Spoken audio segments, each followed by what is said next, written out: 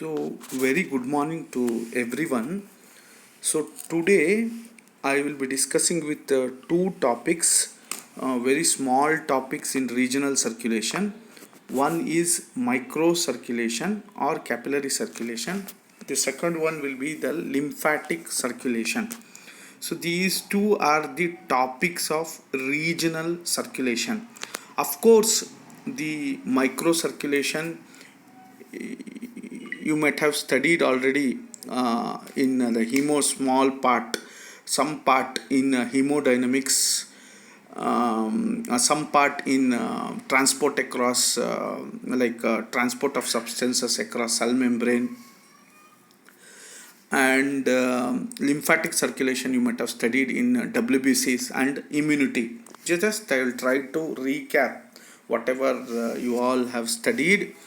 So in this another 30-40 minutes, and I have one more class of cardiovascular system, that is more of applied cardiovascular system, where I will be discussing on myocardial infarction, cardiac failure, how to manage cardiac failure, and so on, like in next week.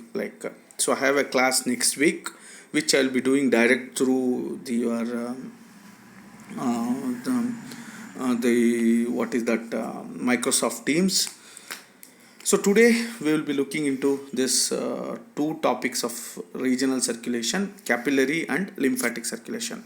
So what will be the goal or objective of this microcirculation and lymphatic circulation? Where we will be understanding what is microcirculation,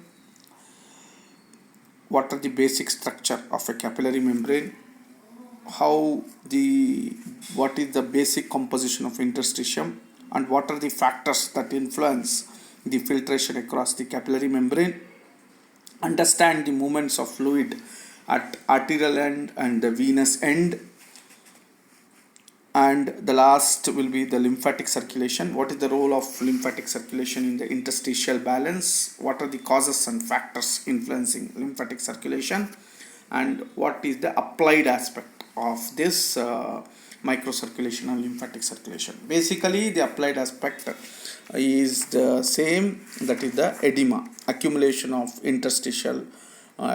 more fluid in interstitial fluid compartment, that is edema.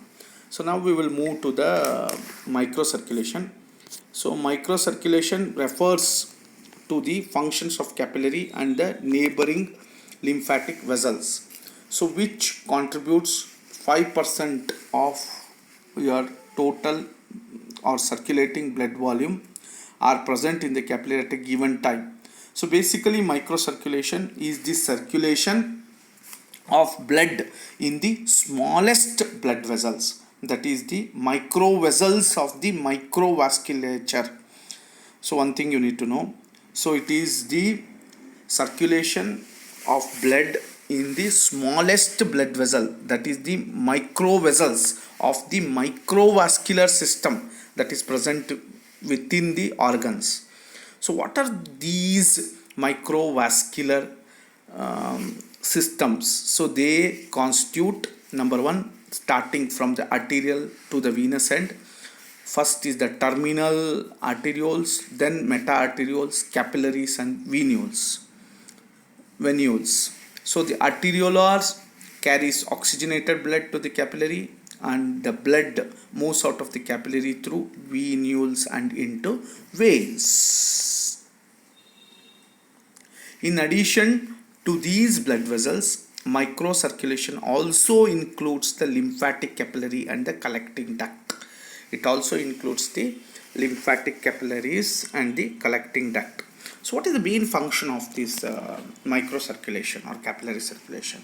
So main function is the exchange of nutrient, gases, waste product between the blood and the tissues, and also it's a site of waste product removal. Over 100 billion capillary with so they constitute almost 10 billion capillaries with surface area of 500 to 700 square meter. Its main thing for solute and fluid exchange. So microcirculation also serves or functions to regulate blood flow and tissue perfusion by thereby affecting the blood pressure, and very important responses to inflammation which sometimes cause swelling or edema.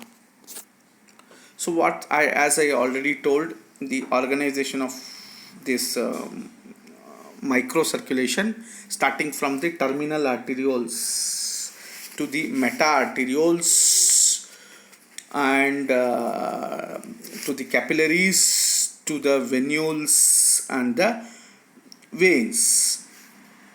And if you look at the structure, or basically these microcirculation structure is such that it's suited for the exchange of substances across the capillary wall either by two processes. One is simple diffusion or bulk flow. So there are particular capillary pores that are present in the capillaries that facilitate the movement of substances across the capillary walls. So the most vessels of microcirculation are lined by flattened cells of endothelium, and many of them are surrounded by contractile cells called as pericytes. The endothelium provides the smooth surface for the flow of blood and regulate the movement of water and dissolved materials in the interstitial plasma between the blood and the tissue. So microcirculation and contrast of microcirculation is macrocirculation. So the macrocirculation is the circulation of blood to and fro from the organs. To and fro from the organs is macrocirculation. This what we are talking is microcirculation. It's a circulation of blood in the smallest blood vessels, that is the micro vessels of the microvasculature that is present within the organ tissues. So likewise, what are these capillary pores that are present? Basically, so like in the brain, tight junctions allows only very small movement of substance to pass through this blood brain barrier that is present. Liver, its in sinusoids are there. Gastrointestinal intermediate size pores are capillary pores are there. Renal glomerulus fenestrations which are present that facilitates the GFR. Sir is already started, the Choti sir has already started this renal system, renal physiology, where sir will be talking about GFR, structure of glomerulus. So where you will see the fenestration in the capillaries within the cells that facilitates or this glomerular filtration rate.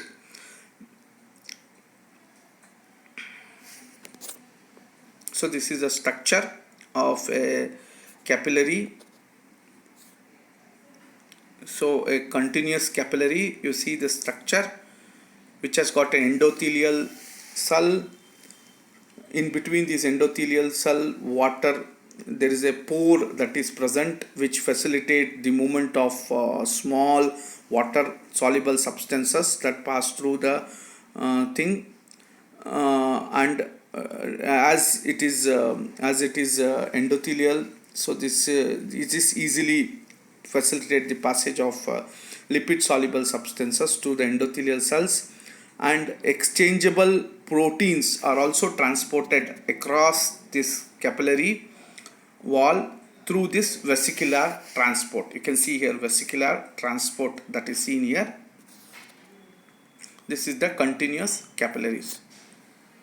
So what are the various means of transport that is seen across the capillaries microcirculation? One is the diffusion, which you have already seen. That's the movement of substances across the capillary membrane driven by concentration gradient. Basically, water soluble substances pass through the pores, and the permeability of the particle depends on the diameter versus the diameter of the pore that is present. So the capillary diameter of albumin is almost zero except for liver sinusoid. The permeability varies between the capillary blood and interstitium and the interstitial fluid. So interstitium is ECF and extracellular space comprises of collagen, proteinoglycans and free fluid. So basically most vessels of microcirculation are lined by flattened layer of endothelial cells, and many of them are surrounded by contractile cells called as pericytes. So the endothelial provides a smooth surface for flow of blood and regulates the water movements and dissolved substances in the interstitial plasma between the cells and the tissue. Of course, the endothelial also provides molecules that discourage the blood from clotting unless there is a leak. So these pericyte cells contract and decrease the size of arterioles and thereby regulate the blood flow and blood pressure. This is a very important thing. The pericytes which are present, which once they contract, so it decreases the size of arterioles and thereby regulate the blood flow and blood pressure. So this is the thing I was about to tell. There is an arterioles, the structure, the microvessels structure, like the vessels of the arteriolar end of the microcirculation are called as arterioles, which are well innervated. Arterioles are well innervated and surrounded by smooth muscles. So the diameter of these arterioles varies from 10 to 100 micrometer. So these arterioles carry the blood to the capillaries, which are not innervated, and capillaries have no smooth muscles and their diameter is so small, 5 to 8 micrometer in diameter. The blood flows out of the capillaries into the venules, you can see here, which have a little smooth muscle and their diameter is somewhat varies from 10 to 200 micrometer. The blood flows from the venules to veins. The meta-arterioles connect the arterioles and the capillaries. So basically microcirculation has got three components, you can see here: pre-capillary component, capillary component, post-capillary component. In pre-capillary component, arterioles and pre-capillary splinters are present. Pre-capillary splinters are present. So their function is to regulate the blood flow before it enters the capillary and veins. The second component is the capillary component, which represents the capillaries, which is the main site of gas exchange between the blood and interstitial fluid. The final is the post-capillary component. So the post-capillary component is mainly the endothelial cells of the venules and the veins. So basically three components: pre-capillary, capillary, post-capillary. So as this I already told, this I already finished. Arterioles, meta-arterioles, capillaries and venules. So this is the hierarchy. So as I told, pre-capillary, capillary and post-capillary component. And there is a pre-capillary splinter, which I already told. So that is the main thing. So that is present at the junction where capillary arises from the meta-arterioles. The open and close the entrance of capillary, hence they regulate the blood flow through the capillaries. So what this is, you have already studied in plasma protein. So before we move to this, what are the, just a recap of what are the functions of microcirculation. One is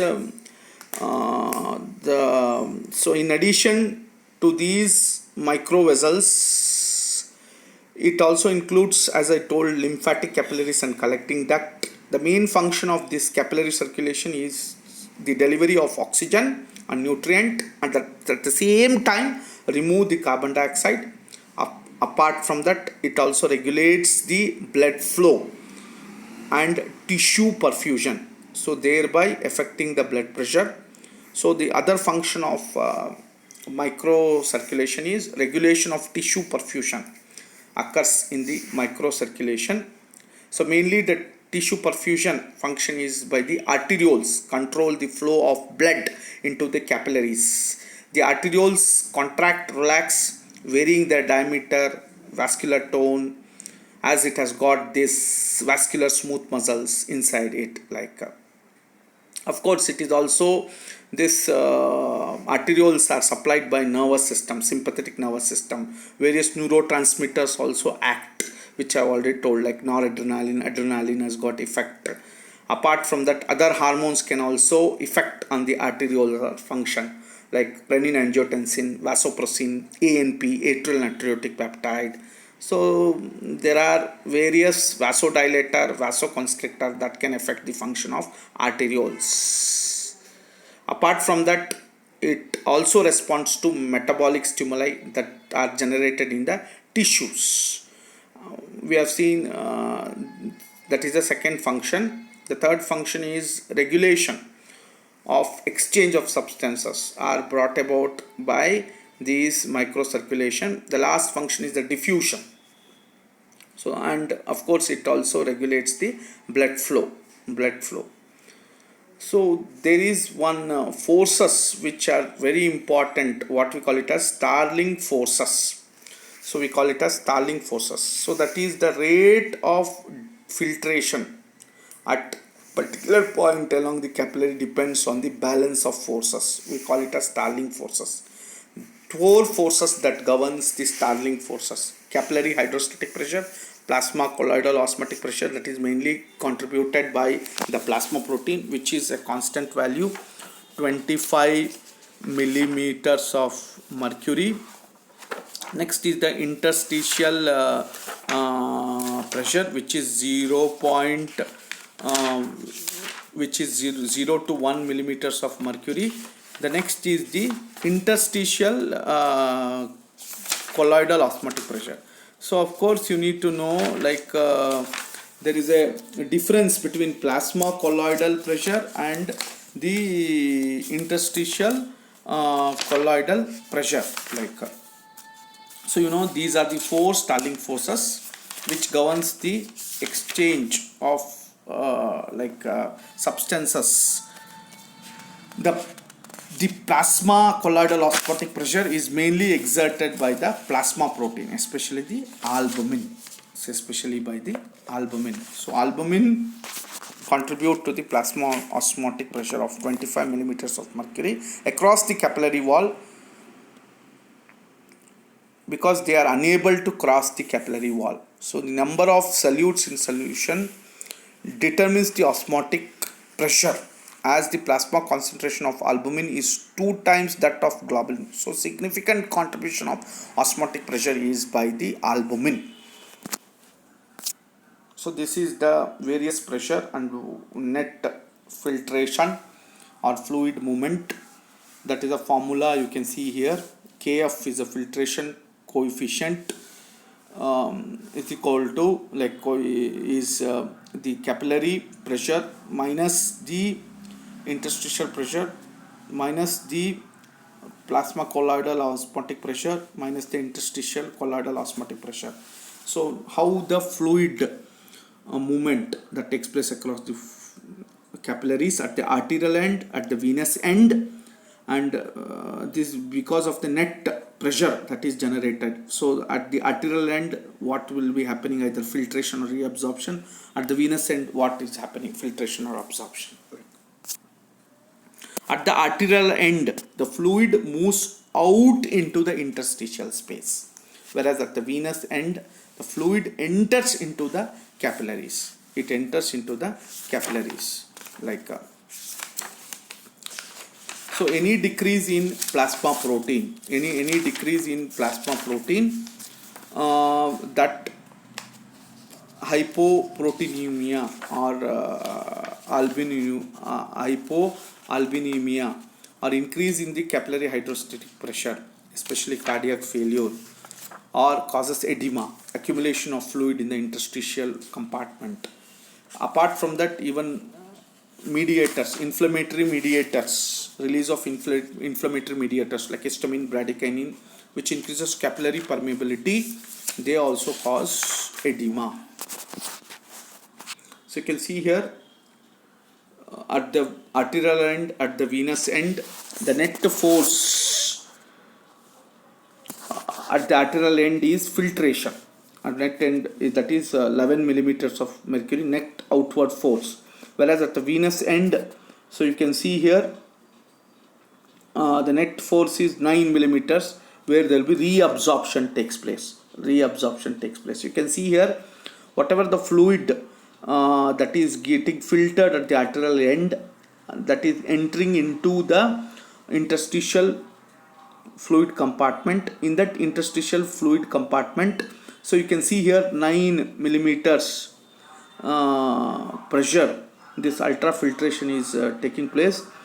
In that almost 80 to 90%, almost 80% is getting reabsorbed back at the venous end, whereas some amount is taken up by the lymphatic circulation here. Some amount of fluid which is in the interstitial compartment is taken up by the lymphatic vessel. So this acts as an alternate circulation. So whatever the excess fluid in the interstitial that is taken up by the lymphatic circulation enters back again to the main circulation. So which you will be studying in the next slide about the lymphatic. So one thing you need to know here, based on the Stalling forces, the net pressure at the arteriolar end is filtration, because that is 11 millimeters of mercury, whereas at the venous end, that is there will be reabsorption 9 millimeters of mercury. So one thing you need to know here, the colloidal osmotic pressure is constant, that is 25 millimeters of mercury. So the net filtration pressure here is 11 millimeter. The whatever the fluid that enters filters into the interstitial fluid, majority get reabsorbed back into the capillaries, and some amount enters into the lymphatic channels. Next we shall move into the next chapter, the lymphatic system. So the lymphatic system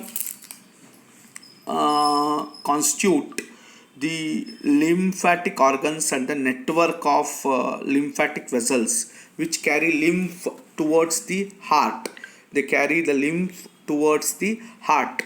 The lymphatic vessels includes the lymphatic capillaries, the right lymphatic duct and the left lymphatic duct. Otherwise it is also called as the thoracic duct. So whatever the excess, so what is the main role of lymphatic circulation? So what you can see from the slide is lymphatic circulation is mainly responsible for bringing the interstitial fluid, or whatever the fluid that has entered into interstitial fluid, back into the vascular system. That is brings the fluid back into the vascular system. So the normal lymphatic, so the lymph is whatever the fluid that enters into the lymphatic vessels, we call it as lymph. So the lymph that is formed from the tissue fluid, therefore it's based on the transcapillary exchange, that is the rapid and continuous exchange between the intracellular and the extracellular compartment. Only 2 to 4 liters of lymph enters into the bloodstream in 24 hours, and the lymph flow is very slow. Approximately the rate of lymph flow in the lymphatic vessel, it is 0.5 to 1 ml per minute in the thoracic duct. So lymphatic capillaries,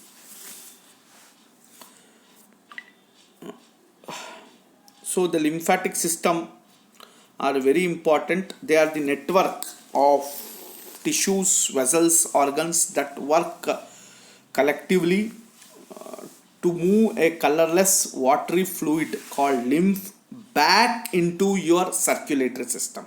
So lymph is basically a modified tissue fluid, more of transparent, yellowish in color, alkaline in reaction, clot very slowly. Its colloidal osmotic pressure is somewhat less than that of plasma. Basically, the composition of lymph is somewhat similar to that of the plasma, which has got protein content, but the content of protein varies with different tissues, but slightly less than that of plasma protein. Whereas the lipid content is more, it has got also lipids, their content is more in intestinal region and less in the thoracic duct, because lymphatics of intestinal villi, we call it as lactoles, absorb and transport lipids. The lipoprotein absorption from GIT is responsible for making this milky color to the lymph. Otherwise, it is also called as chyle. So this is usually seen after a more of fatty meals. So if you look at the composition of lymph, as I told, it's a modified tissue fluid and more or less alkaline, yellowish in color, which has content of lymph is somewhat similar to plasma except a few modification like protein. Generally it will be slightly less than that of plasma proteins. Lipids, more lipids will be in the intestinal region and less will be in the thoracic duct, where in the lipids absorption takes place in the lymphatics of the intestinal villi, we call it as lactoles, which has got, apart from the protein, lipids, carbohydrate, which are less than that of plasma concentration. There are also coagulation factors. So these coagulation factors will be more in liver lymph as compared to peripheral lymph, because they are formed in the liver. Apart from that, there are cellular component. Basically, lymph has got large number of lymphocytes of various size and with various degree of maturity. Apart from that, they contain few RBCs, platelets, and it does not have granulocytes. Apart from that, it has also got these cations, anions like sodium, potassium, chloride, sulfate, calcium, phosphorus, NPN substance, urea, creatinine, and so on. So basically, the lymph is formed from tissue fluid. Therefore, its formation is based on transcapillary exchange.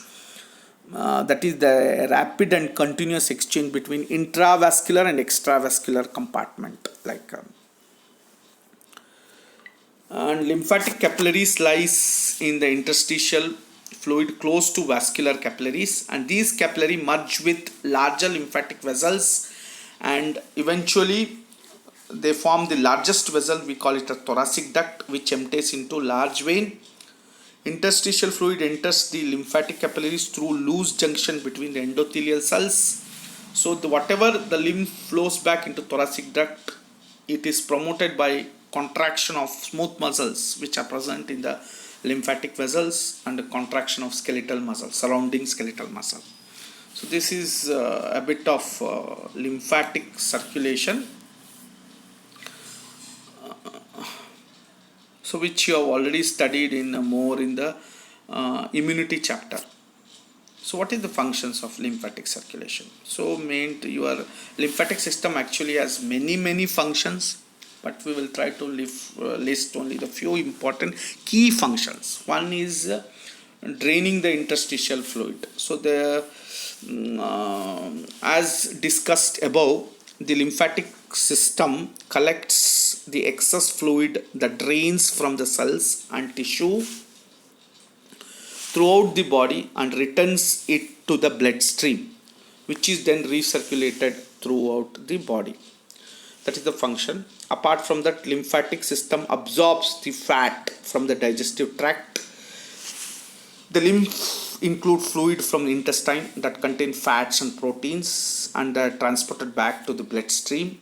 So apart from that, lymphatic system transports the fat and fat soluble vitamins, and later it get absorbed it facilitates immune response, means it protects your body against foreign invaders, as it has got a large number of lymphocytes of various size with various variable degree of maturity. So lymphatic system is a part of immune system. It produces and releases lymphocyte and other immune cells that monitor and destroy the bacteria, virus, toxins, cancer cells that enters the body. Apart from that, how this helps in the defense mechanism, by two mechanism. One is through T cells and B cells, which you have already studied in the immunity chapter for cell mediated immunity and humoral immunity. T cells cell mediated, B cell is produces antibodies, which is for humoral immunity. And what are the other functions of lymphatic is to transport and remove waste products and abnormal cells from the lymph. Basically, what are the parts of lymphatic system? So they are consist of many parts, which has got lymph, that is the lymph which I told already. It is the lymph, also called as lymphatic fluid. It's a collection of extra fluid that drains from the cells and tissue capillaries, which has got proteins, minerals, fat, nutrients, damaged cells, foreign invaders. Lymph also transport infection fighting WBCs, lymphocyte. And apart from that, parts of lymphatic system, it will also include lymph nodes, very important. Lymph nodes are somewhat bean-shaped glands that monitor and clean the lymph as it filters through them. So these lymph nodes filter out the damaged cells and cancer cells, and these lymph nodes also produce and stores lymphocytes and other immune system cells, which either attacks and destroy the bacteria and harmful substance that enters into the fluid. Basically, there are almost 500-600 lymph nodes scattered throughout the body. Some exist as single node, some exist like a connected like a groups or chains. Few of them are located in your armpit, groin, neck. Of course, in intestines also there are lymph nodes are also present.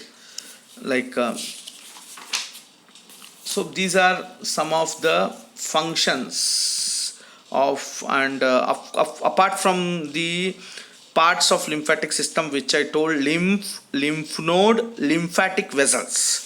So the lymphatic vessels are the network of capillaries, microvessels.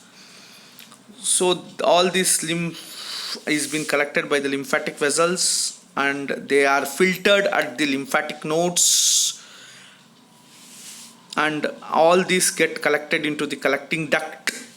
The lymphatic vessels enters into and empties the lymph into right lymphatic duct and left lymphatic duct. So left lymphatic duct is also thoracic duct, and these duct collect into subclavian vein, which returns the lymph into the bloodstream. So this is about apart from that, lymphatic system collects the excess fluid that drains the cells from cells and tissues throughout the body, which is then recirculated throughout the body. The other organs that are related to the lymphatic system are spleen. Spleen is the largest lymphatic organ in the body, which filters and stores the blood. Thymus, the other lymphatic organs. The next is the tonsils and adenoids. The bone marrow, so is a soft spongy tissue in the center of certain bones, such as hip bone, breastbone. The next is the Peyer's patches. So this is important. So these are present in the small masses of lymphatic tissues in the mucous membranes that lines the small intestine. They are very important structure, so they monitor and destroys the bacteria in the intestine. The other very important is the appendix. So your appendix also consists of lymphatic tissue that can destroy bacteria before it breaches the small intestine during absorption. So scientists basically believe the appendix plays a very important role in housing good bacteria, and it will repopulate our gut with good bacteria after any infections are cleared.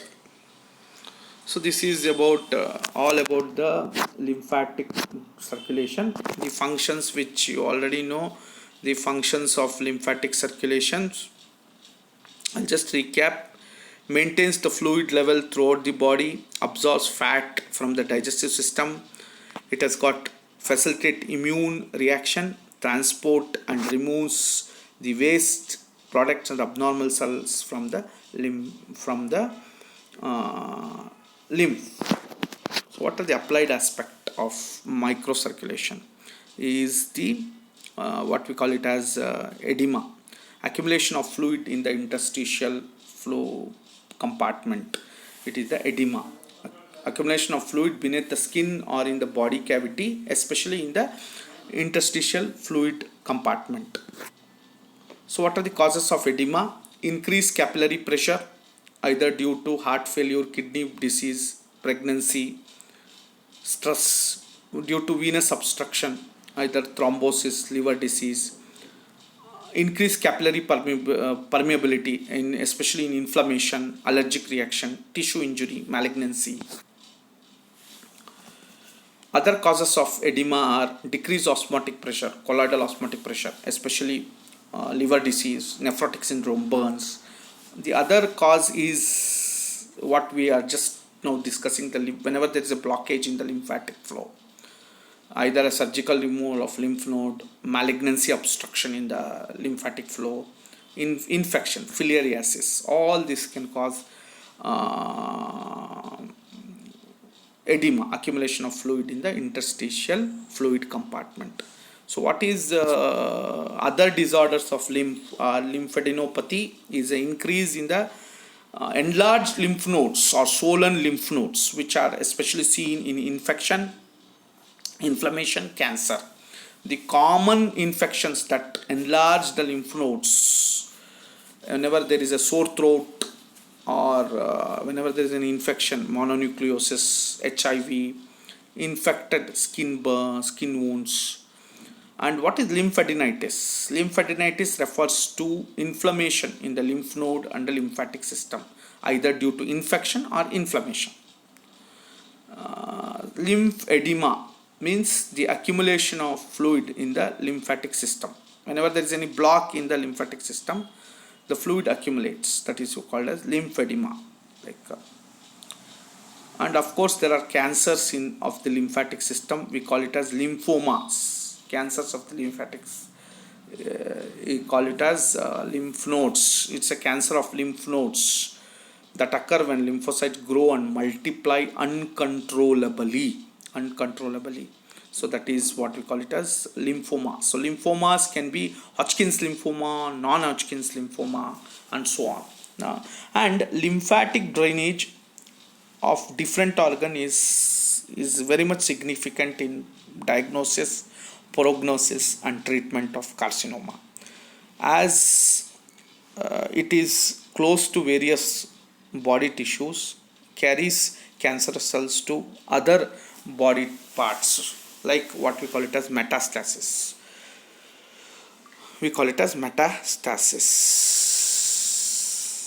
So these are all which you should know. So how to keep your lymphatic system strong and healthy? So one thing, you should avoid exposure to toxic substances like either pesticide or cleaning products. Drink plenty of waters to stay hydrated so lymph can easily move through the body. So maintain a very healthy lifestyle that includes good diet and regular exercise. So if you want to know whether there is any lymphatic block, or if your lymphatic system is working or not. So there are some generally physician or surgeon, they use some imaging test such as CT scan, MRI, where we can find out whether there is any inflammation, or whether there is any block in the lymph node, or we told whether there is a lymphadenopathy, lymphadenitis, or lymphoma, that is cancer of the lymph nodes, either Hodgkin's or non-Hodgkin's, especially CT scan, PET scan. So with this, I will complete this microcirculation. So next week, I'll be continuing with applied cardiovascular physiology, some disorders like. So thank you very much. If you have any doubts, you can feel free to ask me, either WhatsApp or you can call me.